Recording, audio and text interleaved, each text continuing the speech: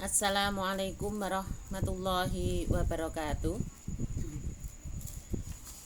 Anak-anakku kelas 3 yang saya cintai, berjumpa kembali dengan Bu Yuli pada pelajaran sejarah kebudayaan Islam, yang pada kesempatan yang berbahagia ini kita akan belajar bersama kisah mudanya Nabi Muhammad, yaitu pada usia 8 tahun dan 12 tahun.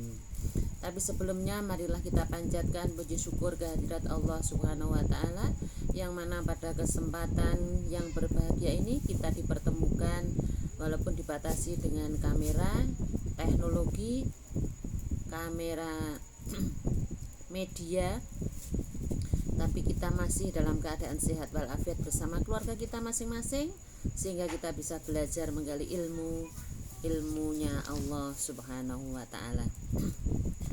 Anak-anakku yang saya cintai, pada usia yang ke-12 tahun, pada usia yang ke-8 tahun, Nabi sudah benar-benar ikut pamannya Abu Thalib, karena ibunya sudah meninggal pada usia 6 tahun. Ayahnya meninggal pada usia 4 bulan, sehingga Nabi sudah tidak memiliki siapa-siapa. Begitu pula kakeknya juga sudah meninggal. Maka sekarang tinggallah pamannya, sehingga Nabi Muhammad mengikuti pamannya. Dalam rangka mengikuti pamannya, dia tinggal di rumah pamannya, maka apapun yang dilakukan dan dikerjakan oleh pamannya, Nabi juga harus ikut membantu. Kalau kita ikut di rumah orang lain juga harus begitu.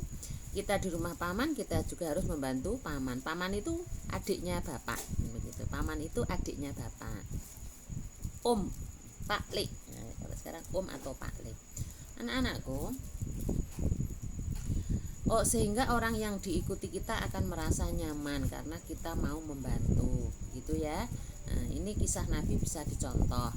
Apa yang dilakukan Nabi pada saat itu? Karena Abu Thalib adalah seorang yang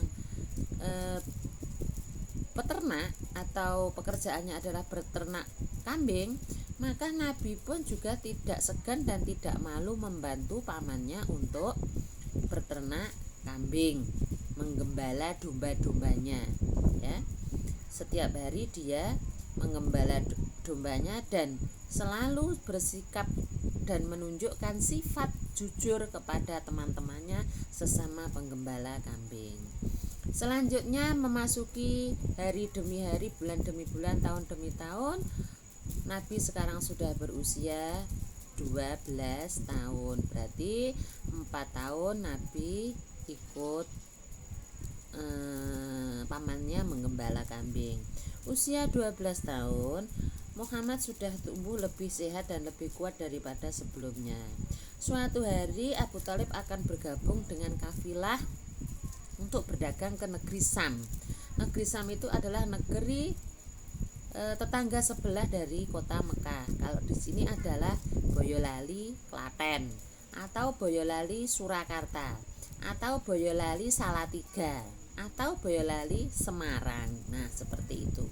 Abu Thalib akan bergabung dengan kafilah temannya untuk berdagang ke negeri Sam, karena di Mekah itu memang terbiasa kita berdagang ke negeri lain. Iringan kafilah Abu Thalib bergerak ke utara menuju negeri Sam. Sinar matahari di sana panas sekali, tidak ada tumbuhan pada zaman itu. Kalau sekarang sudah banyak. Tetapi tidak dirasakan oleh Muhammad. Kenapa?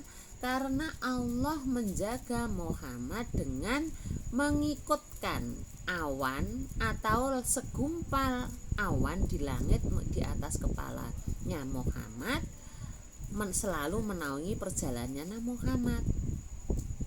Seperti ketika kita berjalan, itu ada panas terik, kadang-kadang di atas kepala kita tuh terasa redup atau terasa mendung, tidak panas mengikuti kita. Pernah nggak begitu? Mesti pernah, ya toh?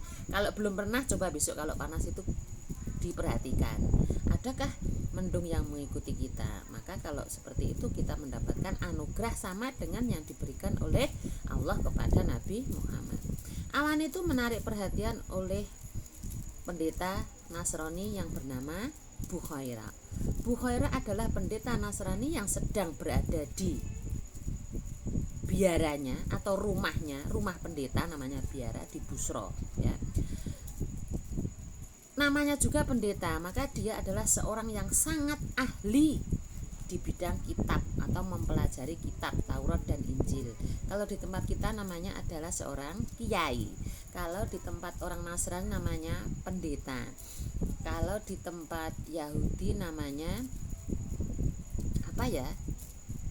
Tempat Yahudi mungkin sama dengan namanya pendeta atau romo begitu. Nah, hatinya bergetar ketika melihat Muhammad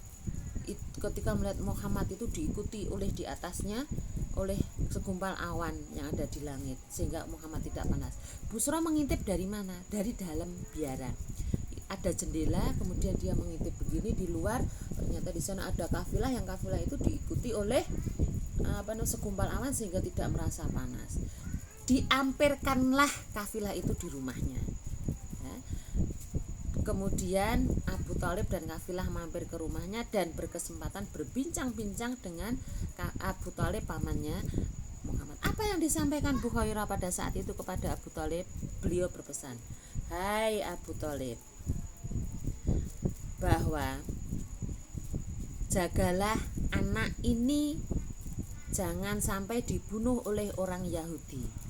Saya yakin bahwa anak inilah yang ditunjukkan oleh Injil dan Taurat yang akan diangkat oleh Allah sebagai nabi dan nabi penutup akhir zaman, penutup akhir nabi di akhir zaman. Jika orang-orang Nasrani itu mengetahui bahwa orang ini adalah yang dimaksud di dalam kitab Injil dan Taurat, maka orang-orang itu akan membunuh anak ini." Pendeta Bukhairah sangat yakin bahwa anak inilah nanti yang akan menjadi penutup nabi yang terakhir setelah Nabi Isa. Nah, setelah mendapat pesan itu, kemudian Abu Thalib dan rombongannya bergegas untuk meninggalkan Bukhairah menuju perjalanan yang ditujunya, yaitu ke negeri Sam berdagang. Selesai urusan berdagang, cepat-cepat Abu Thalib mengajak Muhammad yang berusia 12 tahun itu, yang tadi lewat kafilahnya Bukhairah, untuk pulang ke Mekah. Karena apa? Tidak selak diketahui oleh orang Nasrani, tidak selak dibunuh, maka segera diajak pulang.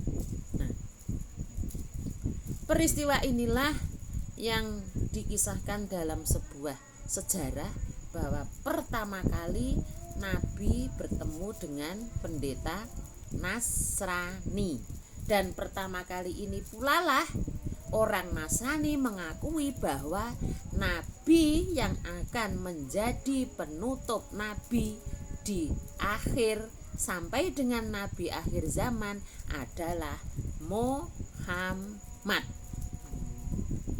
Tugas kalian, ceritakanlah kembali dengan tulisanmu sendiri. Ya, kamu baca dulu cerita ini, mendengarkan Bu Guru ini, kemudian kamu bercerita kembali. Saya ulang, kamu mendengarkan cerita Bu Guru tadi, kemudian bacalah bukumu, dipahami, kemudian ceritakan kepada orang tua. Kalau kamu sudah bisa menceritakan kepada orang tua, maka tulislah ceritamu tadi di buku. Nanti difoto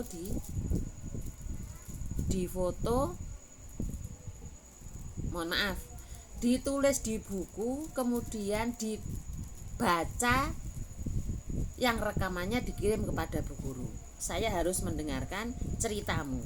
Jadi ceritamu tadi diambilkan dari mendengarkan Bu Guru, kemudian membaca, memahami, terus ceritake kepada orang tua.